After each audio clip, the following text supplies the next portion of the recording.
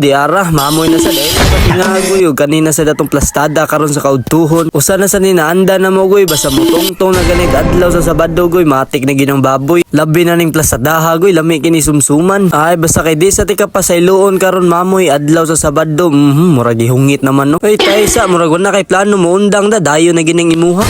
Introhin na kaya na pidongski. O before da magtiwasan ni goy ato sige tagag intro. Di ara, gwapong kaudtuhon. So hi goy, so for today's video, so ato ipakita kung giunsa na to pag-production ng mamoy.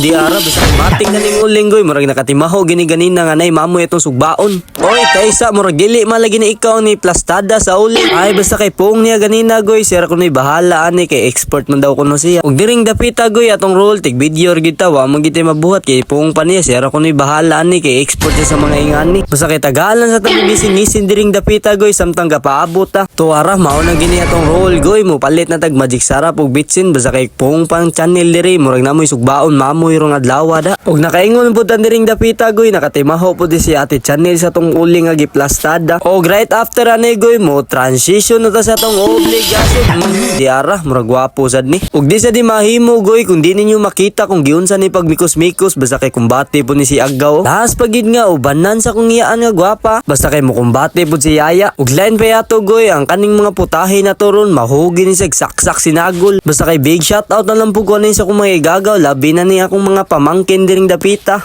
Taysa murag na nimaho na manguli. To ara obligado ang uli. Basta kay mati ka na goy nakaplastada ng tanan. Og line pa yato goy ato sa nibiya na tong sinugba diri kay ato sa tubago na tong mga pangutana sa tong mga liwang kanus ako nung ta mo balik og sampa sa barko. Actually goy nagpaabot lang pud kanus ang update sa barko. Sa pagkakaron goy paabot lang kita kung kanus ang update sa barko makabalik na tag sampa. Og line pa yato goy nganong ubay-ubay gini tong sinugba karon kay lagi natay bisita tong mga igagaw. Puong pa ni atong paminawon tong aliwang. Yo guys, gigibisita man ta diri sa tong igagaw diri goy.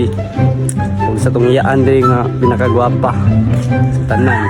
Mao na goy, lipay kanyong aliwang goy, gitagsa rin tao na bisitahon sa to igagaw, labi na to sa iyaan atong pinakagwapa. Mahay na lang goy, sa pila ka tuig mo bisita gina sila kaduha or katulo. Ay basta kay ang importante goy magtapok mi karong adlaw. Mao gina importante sa kuha goy magkayusa mi tanan. Kaya atong kinabuhi goy, di gina tumabawan goy kay puong pa ni Kuya Kim ang kinabuhi na to wither lang. Nabot naman kana giapil-apil ginin mo si Kuya Kim. Og lain pa yato goy, kung asa man gani mo karon ma probinsya or masibo mo diha goy, comment lang mo sa comment section kung inyong pamilya nagkayusa mo. Ay basta kay bahala ginay atong pagabante goy, ang importante nagpadayon ta kanunay.